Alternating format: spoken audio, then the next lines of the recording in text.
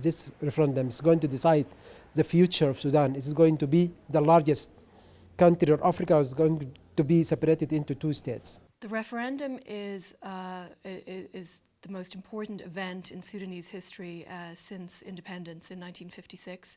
It's a long-held, deeply cherished principle for the Southern Sudanese. This is the time that Southerners are saying they have to make a choice. They do not wish to return to the days of oppression. They do not want to return to war. They did not want to go back to the neighboring countries as refugees. Our separation, if it happens, will not be born out of hatred for anyone. It will be born out of our desire to be free.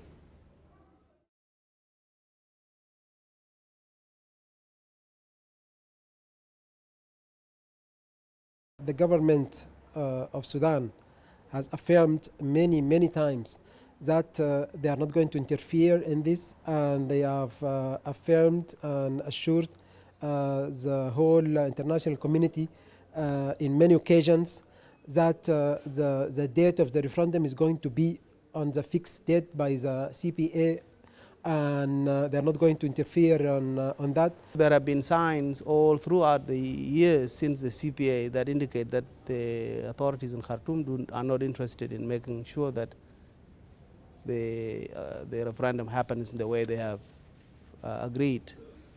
The preparations for the referendum needed to have been made last year.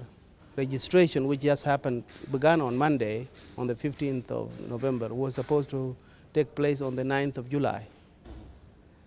And it is delayed this far because of the machinations of the authorities in Khartoum. Relations between the parties will depend very much on a wide range of issues.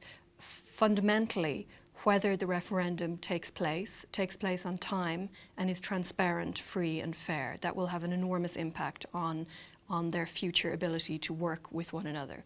The danger, of course, is that a minor dispute or a minor event in a local area could spark conflict, keeping in mind that in some areas the two armies, the Sudanese Armed Forces and the Sudan People's Liberation Army, are actually very close to one another. And so if there is, if a minor event could spark conflict either between them or between proxy forces armed by either side. The war that some people are worrying about is not going to happen because both sides affirmed and assured their people and the international community that they are not going to war again, whatsoever the reasons. It's hard to understand what might happen.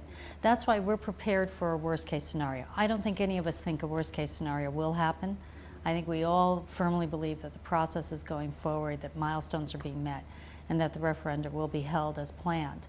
But as humanitarians, we have to be ready in case there's not. And that's why we pre-position supplies. That's why we're boosting warehouse capacity. That's why we're installing fuel depots. That's why we're repairing airstrips and roads. And that's why we're boosting the capacity of NGOs who are right on the front line to be able to provide services in case things don't go well as we know they will.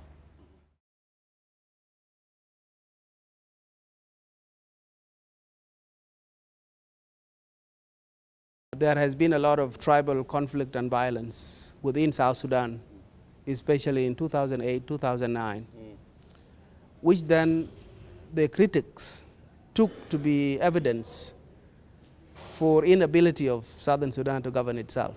When Sudan was still one, this issue was not taken as a priority, the issue of tribal fights. In fact, to some extent, the government of Sudan, or the national government of Sudan, was turning a blind eye into this issue of ethnic conflicts or tribal conflicts because it destabilizes the South. They use it as a tool to say South is not ready for statehood. Inter-communal conflict in Southern Sudan is a huge problem. This year alone, some 188,000, almost 200,000 people have been displaced by intercommunal conflict, with hundreds of people dying. There are ongoing large-scale fighting and conflicts between different communities. What that was is simply a continuation of a legacy of war left over from the pre-2005 era, a legacy made up of the widespread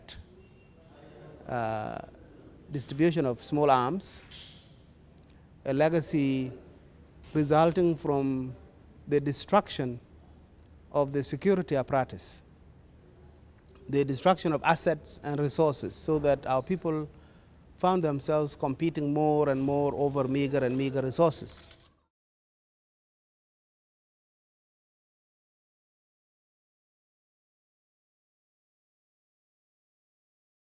Well, I think in some cases it's a huge adjustment. You know, there's a whole generation of Southerners who were born and raised in the North, mostly in urban settings. And when they come home, the vast majority of them are going into rural areas, areas which have suffered from decades of marginalization and underdevelopment. So for example, if you were living in one of the big IDP camps near Khartoum, as difficult as the conditions were, your kids were probably in school. When you come back to many of the rural areas, in some places, there aren't even schools yet. So a lot of work will need to be done other than establishing a democratic, transparent, democratic governance, issues to do with the reconstruction of the South itself, because the physical facilities, as you know, have been destroyed during the war.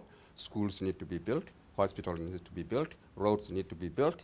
You know, this is an area that was destroyed not only during the Civil War, but it's also trying to recover from a legacy of decades of marginalization.